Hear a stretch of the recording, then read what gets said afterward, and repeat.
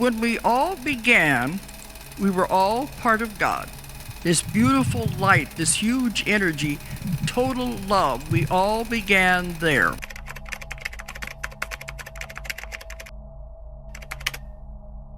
Have you ever woken up and wondered, how did I end up here? As if your life, your job, even your body were chosen for you without your say, like you were dropped into the middle of a story already in motion, expected to play a role you never agreed to. But what if the truth is the opposite? What if your soul chose this exact life, every challenge, every joy, every heartbreak, with purpose? What if none of it was random or a mistake, but part of a deeper design? Not a punishment, but a mission. Think in terms of vibration. Nikola Tesla once said, if you want to find the secrets of the universe, think in terms of energy, frequency, and vibration. But what most people don't know is that Tesla believed the human soul worked the same way. To him, the soul wasn't just a ghostly presence. It was a generator, a beacon, a blueprint made of light and vibration that chooses where and when it will appear based on the kind of growth it seeks. The soul isn't random. It's electric, and it's drawn to what will charge it most. There's an ancient idea in many traditions that echoes this. In Hindu philosophy, there is a concept called sankalpa, a deep vow made by the soul before it takes form. Not a surface-level wish like, I want to be rich, or I want to be famous, but a silent promise like, I want to learn compassion, or I want to heal others by healing myself. Sometimes that promise is made through lifetimes, carried like a seed from one body to the next, until it blooms. In Kabbalah, it's said that souls fall into the world of form to rectify what has been left unbalanced, not to be punished, but to bring harmony. That means your hardest moments may actually be your most sacred. So take a breath and look at your life again. Not through the eyes of the ego, which wants comfort and success right now, but through the eyes of your soul, which is playing the long game. What if the delays were lessons in trust? What if the heartbreaks were initiations into deeper love? What if the weird job you hated was the very place you were meant to remember something important about who you are? The soul doesn't choose easily. It chooses true. Tesla was fascinated by frequency. He said the Earth itself hummed at a vibration, what we now call the Schumann resonance, and believed that by syncing with it, we could unlock incredible energy. Now imagine your soul syncing in the same way, aligning itself with the exact conditions it needed to evolve. Maybe you were born into poverty, not because you were cursed, but because your soul needed to remember its own worth beyond material things. Maybe you were born to parents who couldn't love you the way you needed, because your soul came here to learn how to give that love to yourself first. Painful, absolutely, but also precise. Your memory could be intact.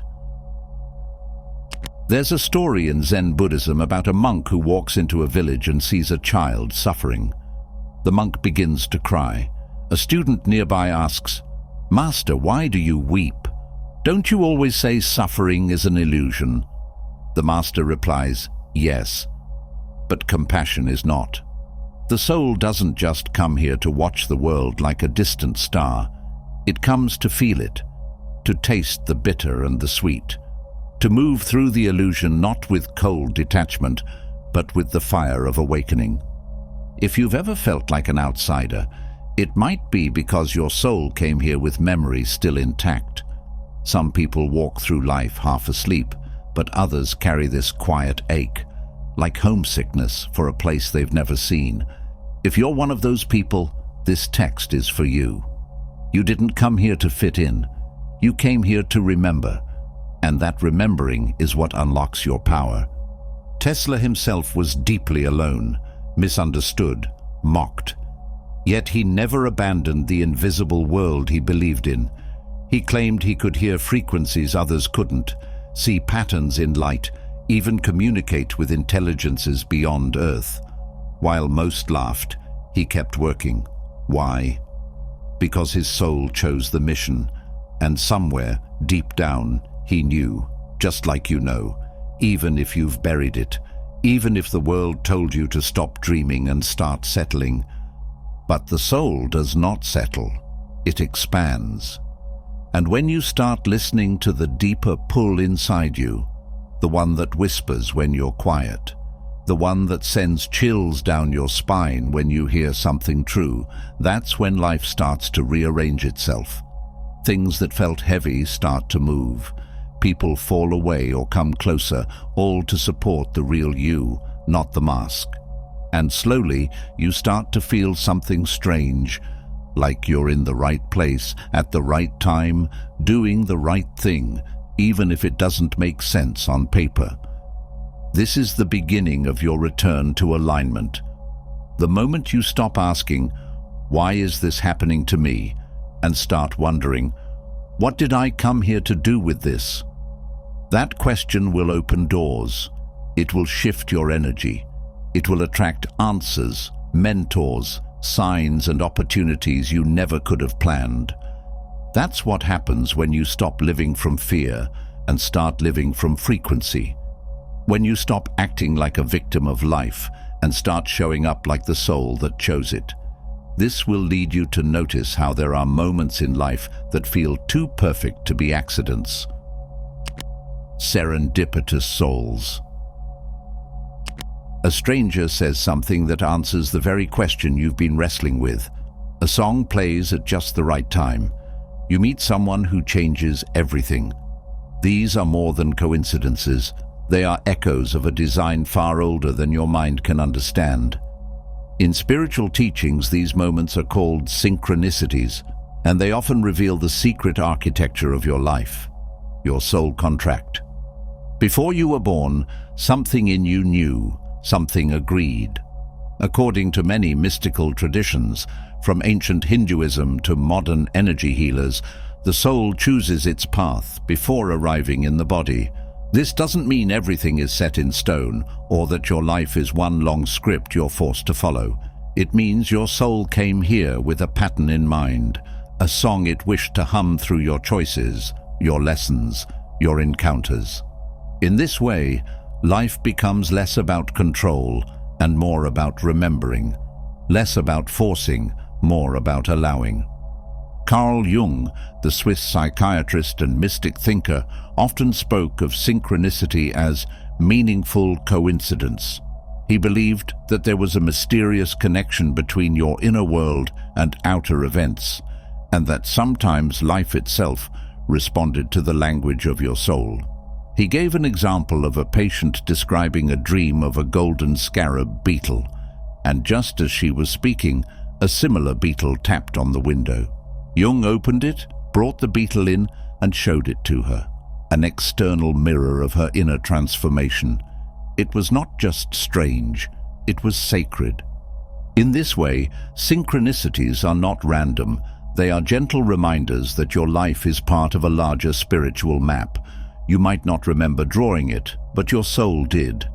And just like a compass needle finds north, synchronicity finds you when you're moving in alignment with your soul's deeper path.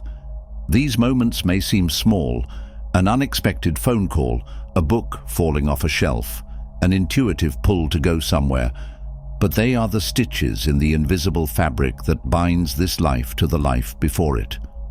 The idea of soul contracts comes from many traditions. In the Akashic records, for example, every soul's journey is written like a story held in an etheric library. These records speak of agreements made before birth, who you will meet, what major lessons you'll face, even what gifts you'll unlock when the timing is right. Sometimes the people who challenge you the most were once beings of deep love in the in-between space before incarnation. Their role here may be painful, but from a higher view, it is sacred. Not all who hurt you are enemies. Some are teachers, some are mirrors. This is echoed in the work of a mystic who rarely gets talked about outside spiritual circles, Emanuel Swedenborg. He lived in the 1700s and claimed to have explored the spiritual realms while still alive, speaking to angels, spirits, and souls who had passed. According to him, souls don't fall randomly into life. They slide into places where their essence can grow. Even suffering, he said, has a divine use, bending the soul toward light. It doesn't mean we need to seek out pain, but it means we can find meaning in it. If we look closely, the same patterns that wound us also lead us to our purpose. Think back on your own life. Who have you met that felt familiar, even from the first hello? What places made your chest tighten or your breath catch without explanation? What obstacles made you stronger, even if they almost broke you? These aren't just parts of a personal story, they are signals from your soul contract, marking important points on your path like stars in a constellation. What's more powerful is that the more you recognize this design, the more you feel it. When you begin to trust in the soul's agreement, life changes. You stop chasing, you begin listening. You stop asking why things happen to you and start asking what they're trying to reveal. You become less afraid of endings because you understand they were already written into your map, and they always lead to something greater if you walk with awareness. Tune to the frequency of your soul. This isn't about being passive. It's about becoming so tuned in to the frequency of your own soul that you can sense when something or someone is meant for you. It's about waking up to the signs that are always around you, a street name, a color, a phrase someone repeats. Life is always speaking. It doesn't shout, it whispers. This is the real reason so many mystics throughout history chose solitude or silence. Not because they were escaping the world, but because they knew that when you quiet the mind, you can hear the design again. You can feel the contract. You can sense the yes that your soul gave long before this body was born. Nikola Tesla himself believed in something similar. He said, "My brain is only a receiver. In the universe there is a core from which we obtain knowledge, strength, and inspiration." Tesla knew that inspiration did not come from him. It came through him. He was a vessel. He didn't need to own the genius. He simply had to tune into it. This is how soul contracts work. When you're aligned with your deeper agreement, ideas, people, and help come not through force, but through flow. So, the next time something strange happens, the kind of moment that makes your heart pause or your breath deepen, don't brush it off. Don't call it random. Let it touch you. Let it remind you. You're not just wandering, you're remembering. You're following the invisible lines drawn by a version of you who already knows how this story unfolds. And the beautiful thing is, even if you forget your contract, life remembers. Even when you take a detour, the map remains. And at just the right moment, through a stranger, a dream, a delay, or a whisper, it finds you again. The One, infinite source of love. To understand this, let's talk about a philosopher who understood the mystery of choice and destiny in ways few others ever have, Plotinus. He lived in the 3rd century, and though his name isn't shouted as loudly as Plato's or Aristotle's, his ideas go just as deep. Plotinus believed that our souls came from a place he called the One, an infinite source of love, light, and being. But in order to grow, the soul needed to experience separation, to move through the world of form, time, and matter. The soul didn't fall, it chose to descend, to explore. It chose this life not as punishment, but as a kind of sacred journey. Every challenge, every person, every twist in the story, it's all part of that descent and eventually that return. This idea is echoed in many traditions. In Hinduism, there's the concept of Lila, the divine play. Life isn't a prison, it's a stage. The soul, like an actor, plays its role fully, but never forgets that it's just a role, and when the curtain falls, it returns to its true essence. The same is found in the Kabbalistic idea of tikkun, where each soul has a specific repair it's meant to make in this world. And that repair isn't random, it's chosen. The family you were born into, the struggles you face, the strange coincidences that feel too perfect to be chance. They're all part of your soul's blueprint. But how does this connect to Tesla? Because Tesla believed in frequency, energy and vibration, not just as physical forces, but as spiritual ones. If our soul is energy, and it is, then that energy follows a frequency. And when you meet someone who changes your life, or face a situation that cracks your heart open, it's not an accident. It's a matching frequency. It's your soul aligning with what it chose long ago. Synchronicity is what happens when your soul contract echoes through time. You might feel like you're walking through life blindfolded, unsure of where to go next. But every now and then, you hear a bell in the distance, a feeling, a knowing. That's your soul reminding you you're still on the path. Even if your human mind has no idea what's going on, your deeper self does. It always has. Carl Jung, who coined the term synchronicity, believed that these events were not mere chance. He saw them as meaningful patterns, messages from the deeper parts of the psyche, or even from what he called the collective unconscious. But what if those messages are also from your soul, gently nudging you back into the flow of your contract? What if that moment of déjà vu, or that dream that seemed too real, was your higher self reminding you, you chose this, keep going?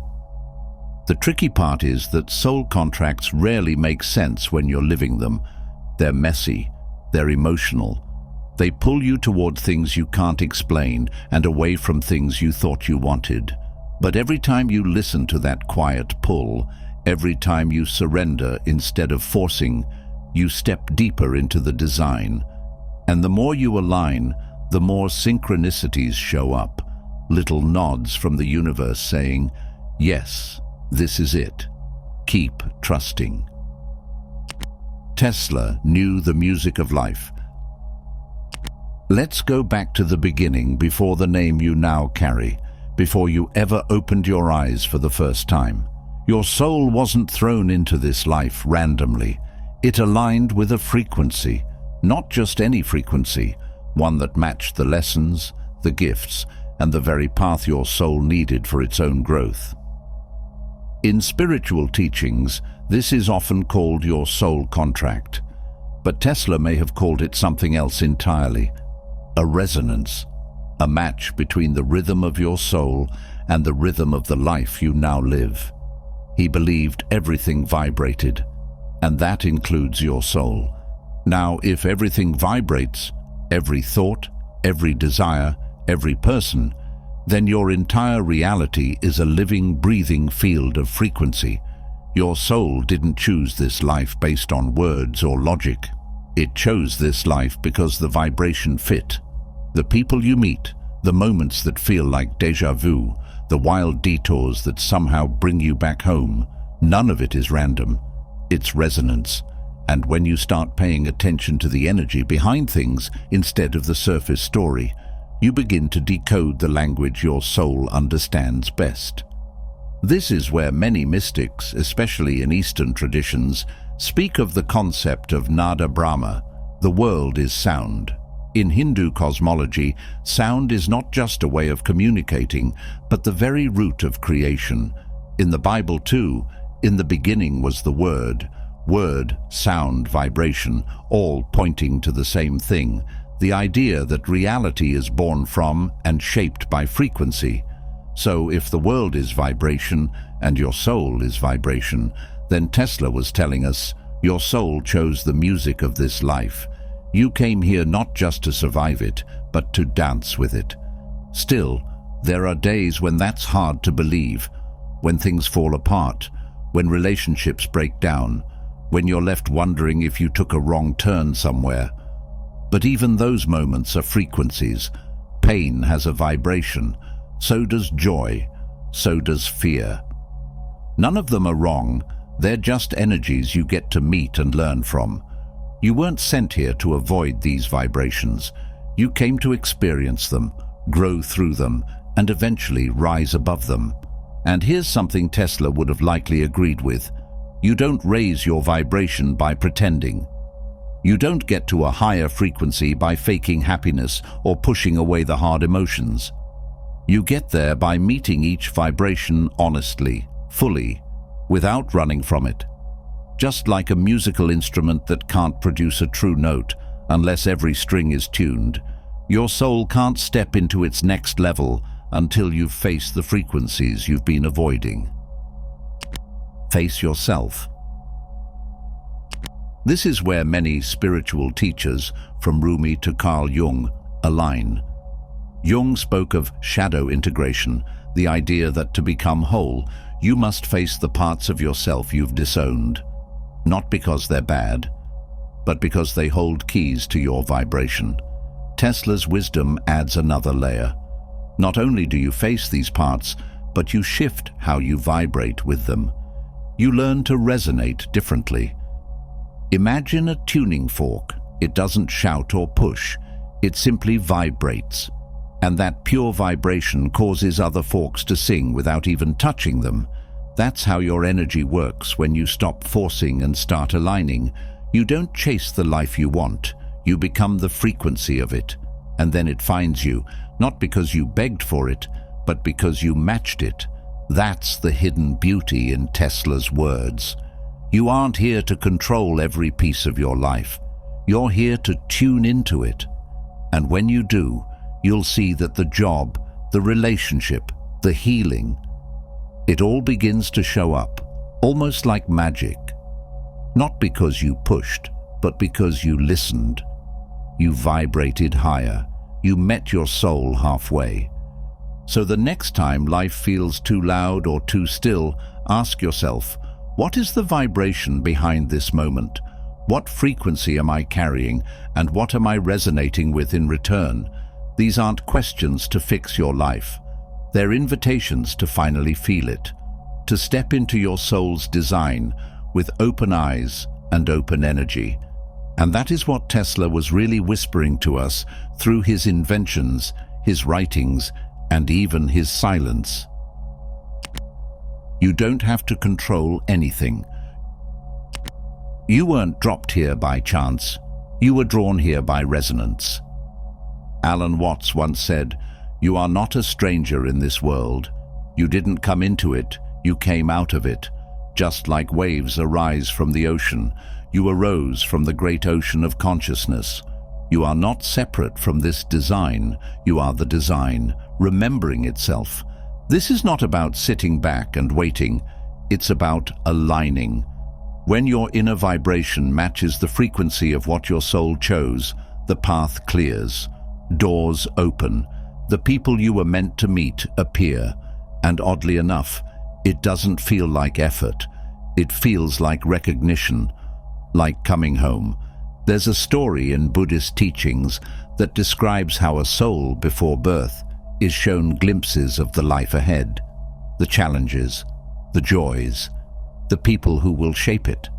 And the soul agrees, not because it knows how everything will turn out, but because it feels the pull. It recognizes the frequency. It says, yes, that is the life that will wake me up. Tesla might not have spoken of souls, but he understood vibration better than most. And in that understanding lies a deeper truth, that everything you experience is vibrating at a frequency that once matched the intention of your soul. Even the pain, even the confusion, they're not detours, they're recalibrations, nudges from the universe asking, are you still in tune? When you pause, even for a moment, and quiet the noise, you can feel it, that hum beneath your thoughts, the soft pull towards something you can't quite name, but know is real. That's your soul's frequency, and when you follow it, when you live by it, You stop forcing life and start flowing with it. You don't have to control everything, you just have to remember who you are and the frequency you came in on. To begin softening the layers that cover our deepest truths, we must first see karma not as punishment, but as a teacher.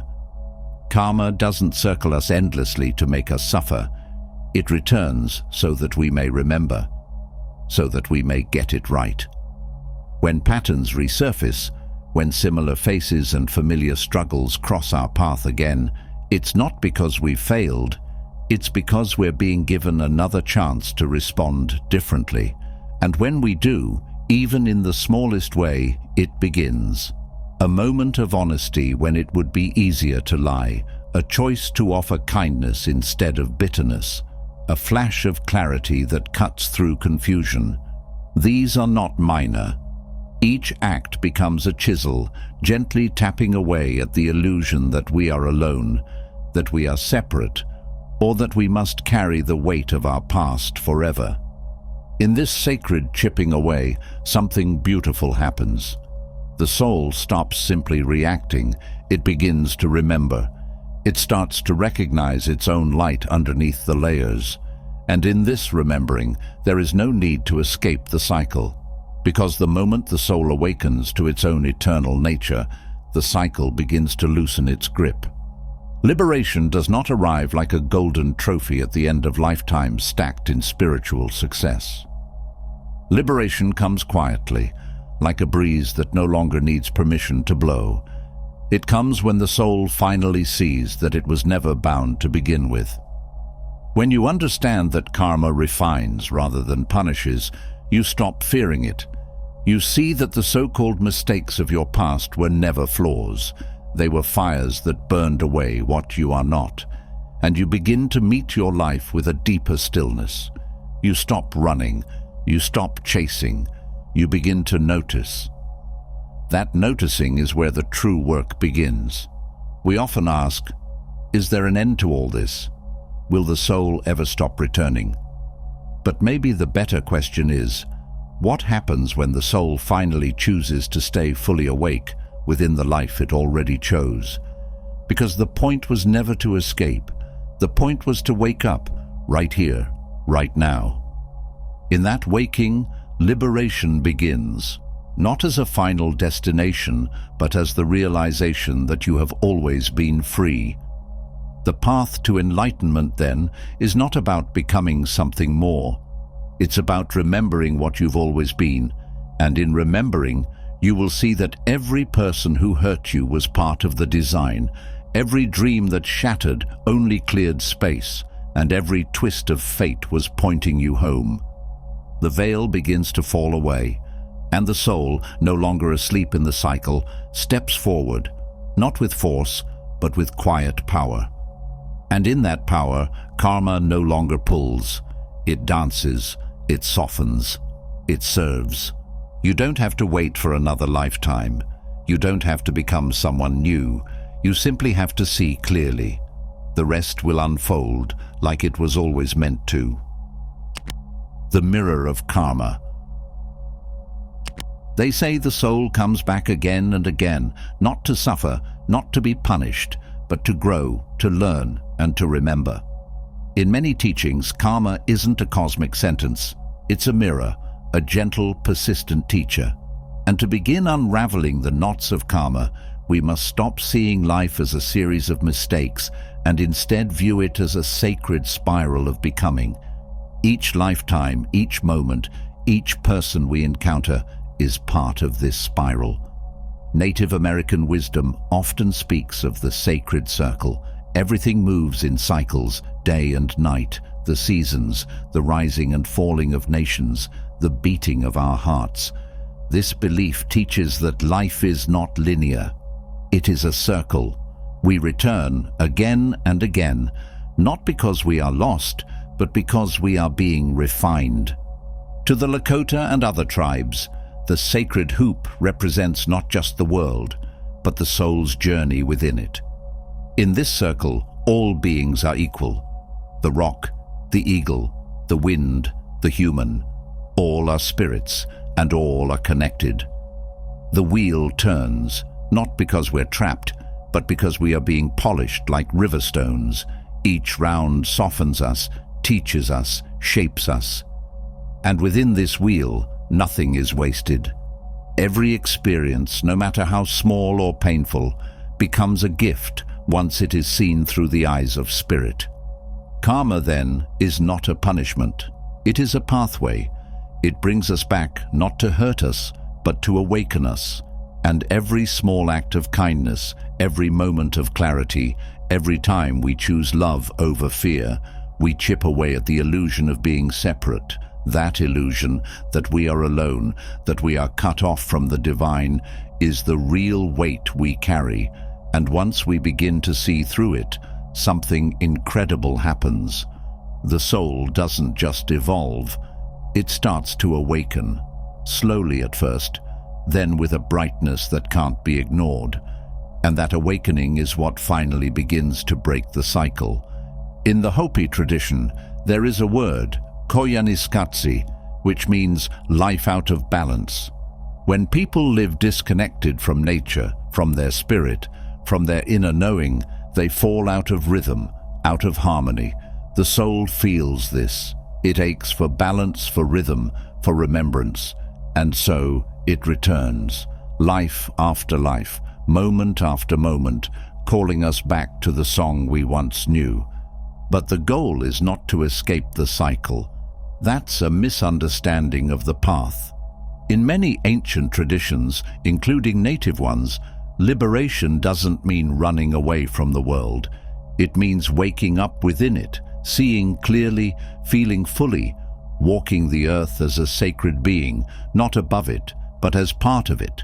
The enlightened soul doesn't leave the world. It becomes one with it. A tree is no longer just a tree. A stranger is no longer a stranger. The river is your blood. The sky is your breath. There's a parable told by some elders. A child, before being born, stands with the Great Spirit. The child says, "Send me to earth. Let me remember who I am." The Great Spirit agrees, but says, "You will forget. You will feel fear, loss, and confusion. But I will leave signs, people, dreams, symbols. And one day you will remember again." And so the child is born, and the forgetting begins. But so does the journey. Many of us are still in that forgetting, but something stirs in the heart, a memory that doesn't quite have words, a pull towards something sacred, even if we don't know what it is. That is the soul, waking up. And every time we act with courage instead of fear, every time we choose compassion instead of control, we remember a little more. This is how the soul breaks the spell. So, what is liberation? In these old ways, liberation is not an escape hatch. It's not a golden reward given after enough suffering. It's not even a destination. It's a return to the natural rhythm of the spirit, a return to harmony, a return to yourself, to the you that has always existed beneath the layers of identity and fear, the one that remembers the stars, the wind, the quiet voice that speaks in dreams. Everything is alive, everything has spirit, everything vibrates. When we live in harmony with those vibrations, when we sing our true note, we return to that sacred circle. We step into balance, and the cycle becomes something else entirely. It's no longer a wheel of suffering. It becomes a dance, a ceremony. Your soul did not come here by accident. It chose this life, this moment, this path, not to be tested, but to be trusted. You were trusted with these lessons, this body, this breath. The old ones say we each carry medicine, something the world needs that only we can bring. And maybe your medicine is hidden beneath old wounds. Maybe it's buried under lifetimes of silence, but it's there. And every time you act with love, even when it's hard, that medicine rises to the surface. The path of awakening isn't a straight road. It's more like a spiral. We circle back again and again, but each time we rise a little higher. We see a little clearer, and eventually we realize we were never really lost, just remembering, just waking up. And when the soul finally remembers, even for a moment, the whole world feels different. Trees speak, winds whisper, time slows down, and life becomes what it was always meant to be. Not a puzzle, not a punishment, but a prayer, a sacred journey home. Jung's archetypes. There are stories that live in your bones, stories passed down not through words, but through vibration, through feelings you've carried for lifetimes. They echo in your dreams, surface in moments of deep stillness, and rise when you're face to face with the same lesson again and again. This is not a mistake. According to the soul teachings of many Native American traditions, we come into this world not as blank slates, but as beings wrapped in a sacred agreement with the earth, the stars, and our ancestors. Life is a circle, not a line, and in that circle, every return holds a deeper purpose. In Lakota belief, the concept of woken tanka, the great mystery, speaks to a divine intelligence that flows through all things. It's not something outside of us, but something we are part of. This mystery guides the cycles of nature, the movements of animals, the rhythm of the seasons, and also the return of the soul. To be born into a certain family, a certain land, with certain wounds and certain strengths, is not chance. It's part of a greater design, and that design often brings us back to the same energies until we learn how to move with them instead of against them. The soul doesn't return to suffer, it returns to remember. And here's where it becomes powerful, because this remembrance often comes through symbols, dreams, patterns, and even synchronicities. Carl Jung called these recurring patterns archetypes. He believed that deep inside the collective unconscious of humanity live universal characters and stories: the mother, the shadow, the warrior, the healer. Each of these holds a key. Each is a mirror reflecting a hidden part of yourself. If you've ever felt like you're playing out the same role in different forms, always the fixer, the outcast, the teacher, the seeker, that's not your imagination. That's an archetypal pattern asking to be seen with new eyes. Jung said, "Until you make the unconscious conscious, it will direct your life and you will call it fate." But once you begin to recognize the pattern, you gain the power to choose differently. Now imagine your life not as random chaos, but as a carefully woven story, built from ancestral threads and energetic echoes. That heartbreak, it wasn't a failure, it was a sacred mirror. That sudden success that seemed to come out of nowhere, perhaps it was the blooming of a seed your soul planted long ago. In Native American spirituality, the past is not behind us, it walks beside us. The ancestors are not gone, they are present, whispering through signs and guiding us through dreams. When we bring together Jung's archetypes with these indigenous teachings, something magical happens. We start to see that the soul's journey is not linear, but spiral. We don't just move forward, we circle back again and again to the same truths. But each time we return, we meet them with more awareness, more heart, more power. And here's the secret. Those old roles, those wounds, those karmic patterns, they aren't here to define you. They are here to awaken you. They are invitations. They are the cosmic GPS that leads you back to your soul's original intention, the one you made before you were born. The one that says, "I came to remember who I truly am. I came to walk in beauty. I came to heal, and by healing, help others remember their own light."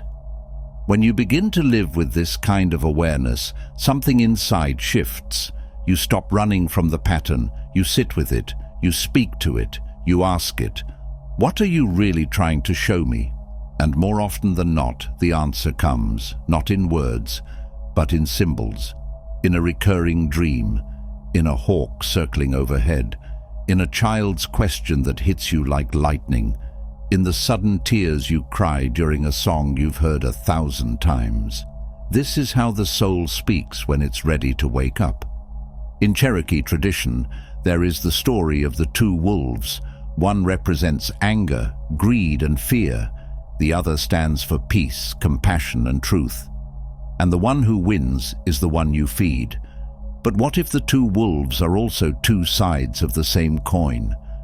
What if the angry wolf shows up again and again, not to destroy you, but to remind you of what you haven't healed? Jung might say that the wolf is your shadow, a rejected part of yourself asking to be loved back into wholeness. The moment you stop pushing these patterns away and instead welcome them with curiosity, the great reversal begins. The energy shifts. You no longer see your life as something happening to you, but through you. And that's when the ancestral weight begins to lift. That's when the karmic winds change. That's when the symbols turn into guidance and the struggle becomes sacred. Tesla once said, "If you want to understand the secrets of the universe, think in terms of energy, frequency, and vibration." What he didn't say, but what your soul knows, is that these frequencies also live within you. You are a field of living stories, vibrating in rhythm with the past and the future. And every time you choose love over fear, presence over reaction, trust over control, you tune your soul to a higher note. So now, as we prepare to go deeper into this journey, take a moment to honor the ancient patterns moving through your life. Don't shame them. Don't rush to escape them. Instead, offer them the sacred attention they've been waiting for. The ancestors are listening, the archetypes are awake, and your soul is ready, ready to rise, ready to return, ready to remember. I hope you enjoyed the video. If you did, don't forget to subscribe to the channel. Thanks for watching.